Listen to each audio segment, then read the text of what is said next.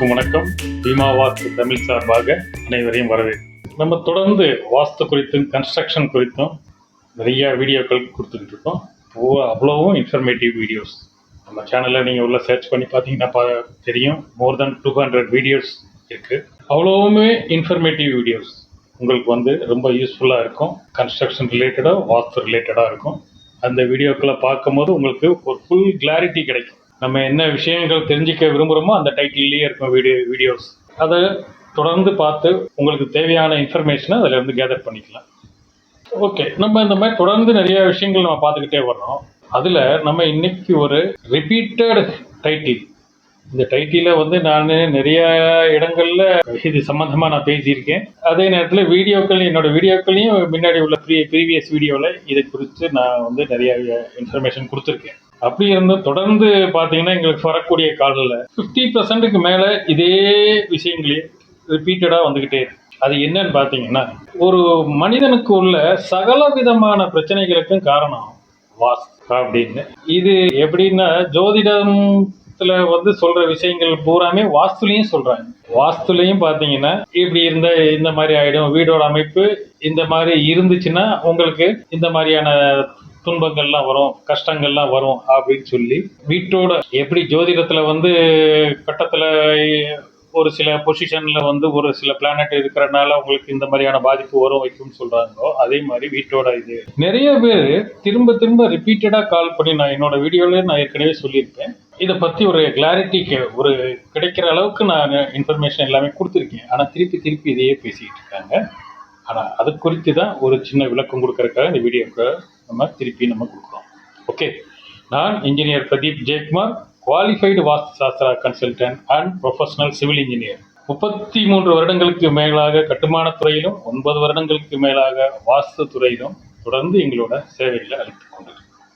Okay, இப்போ ரீசெண்டாக நான் ரிசீவ் பண்ண கால்ஸில் நிறைய பார்த்தீங்கன்னா, பையனுக்கு வேலை கிடைக்கல, அதனால வாஸ்து குறைபாடோடு இருக்கா அப்படின்னு சொல்லி எங்கள் வீட்டை நீங்கள் விசிட் பண்ணி கொஞ்சம் பார்த்து சொல்லணும் அப்படின்னு. அது மாதிரி பொண்ணுக்கு மேரேஜ் ஆகலை, இதுக்கு வாஸ்து ப்ராப்ளமாக இருக்கு அப்படின்னு நாங்கள் நினைக்கிறோம் அப்படின்னு. ஸோ அவங்களுக்கு உண்டான எல்லா பிரச்சனைகளுமே பூர்வீக சொத்துல இப்போ இன்னும் பங்கு அவங்களுக்கு வரல, சொத்து பிரிக்காமல் இருக்காங்க, இது எங்களுக்கு கிடைக்குமா கிடைக்காதா அப்படின்னு ஒரு ஜோதிடர்கிட்ட போய் என்னென்ன மாதிரியான கொஸ்டின்ஸ்லாம் ரைஸ் பண்ணுவாங்களோ அதே மாதிரி கொஸ்டின்ஸ் சேம் வாஸ்து குறைபாடால தான் அந்த விஷயங்கள்லாம் உங்களுக்கு நடந்துகிட்டு இருக்கு அப்படின்ற மாதிரி ஒரு இதுக்குள்ள வந்துடுறாங்க.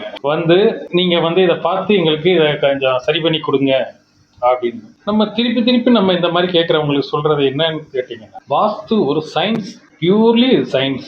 இது எதுக்குன்னா ஒன்லி ஃபார் கன்ஸ்ட்ரக்ஷன்.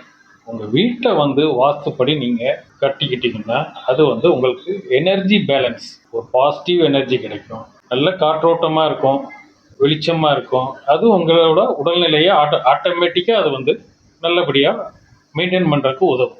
இதுதான் வாஸ்துவோட பார்ட் ஒலி. இந்த மூலையில நீங்க இதை பண்ணிட்டீங்க, அதனால உங்களுக்கு இந்த வியாதி வந்துடும். இந்த மூலையில நீங்க இந்த விஷயத்த நீங்க பண்றீங்க, அதனால உங்களோட குடும்பத்துல உங்க யாருக்கும் கல்யாணம் நடக்காம போயிடும், அப்படியே கல்யாணம் நடந்தாலும் குழந்தை பிறக்காம போயிடும். இப்படின்லாம் நிறைய விஷயங்கள் இதுல கண்டினியூஸா போய்கிட்டே இருக்கிற மாதிரி சொல்றாங்க.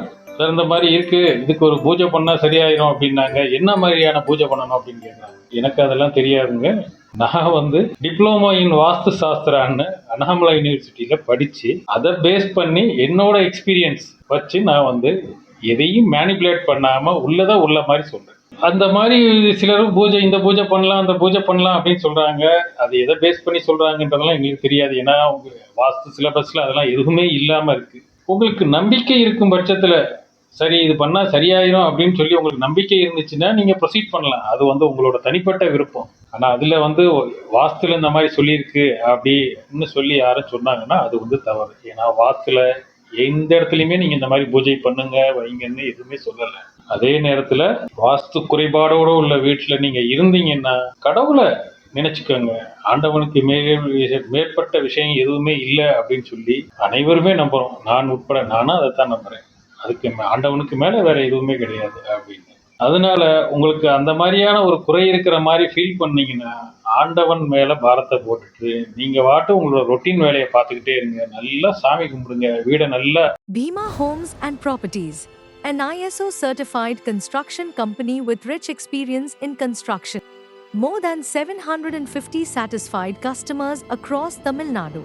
Our team of architects, engineers, consultants, and interior designers with strong project experiences. We undertake projects all over Tamil Nadu and the rest of India. We support each and everything in construction. Please feel free to contact our helpline number 09500911113. We expect your call. Thank you very much for watching.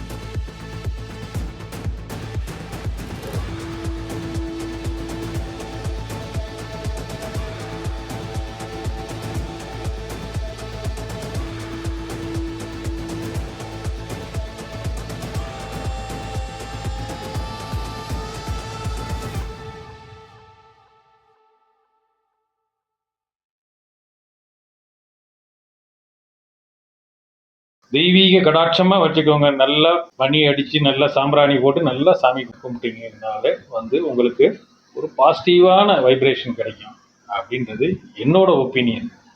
இதுவும் வாஸ்துல சொல்லியிருக்குன்னு நான் சொல்றேன்.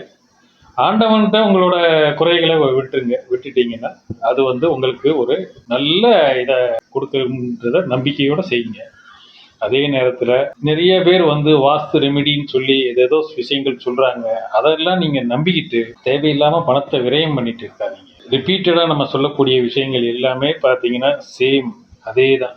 என்னன்னு பார்த்தீங்கன்னா வாஸ்து குறைபாடோட உள்ள வீட்டில் இருக்கீங்களா, அதை just ignore பண்ணிட்டு நீங்க வாட்டுக்கு உங்களோட வேலையை பார்த்துக்கிட்டு இருங்க. உங்களோட ஆன்மீக நாட்டம் மட்டும் அதிகமா இருக்குதா, ஆண்டவன் மேல இதை போட்டு பாரத்தை போட்டுட்டு நீங்க வாட்டுக்கு உங்களோட ரொட்டீன் ஒர்க்கை பார்த்துக்கிட்டு வாஸ்து குறைபாடோட இருக்கும் இதை சரி பண்ணணும் அப்படின்னு சொல்லி நீங்கள் ரெனோவேஷன் போனீங்கன்னா அந்த காஸ்ட்டு ரொம்ப நிறைய செலவாகும். அது உங்களுக்கு அஃபோர்டபுளாக இருந்தால் செய்யுங்க, அதை நான் வேண்டாம்னு சொல்லுறேன். அதே நேரத்தில் இதனால தான் நமக்கு இந்த மாதிரி பிரச்சனை இருக்குது, இதுதான் நமக்கு சொல்யூஷன், இதை பண்ணால் சரியாயிரும், இந்த பூஜை பண்ணால் சரியாயிரும் அப்படின்ற மாதிரி நிறைய விஷயங்கள் பண்ணிக்கிட்டே இருக்காங்க. ஏன்னா இது ஒரு எண்ட் பாயிண்டே இல்லை, கண்டினியூவாக போய்கிட்டே இருக்கு. ரிப்பீட்டடாக வர்ற காலெலாம் பார்த்தீங்கன்னா ரொம்ப பர்சனல் விஷயங்கள்லாம் ஏன் இந்த மாதிரி எல்லாருமே யோசிக்கிறாங்க அப்படின்னு சொல்லி புரியவே இல்லை.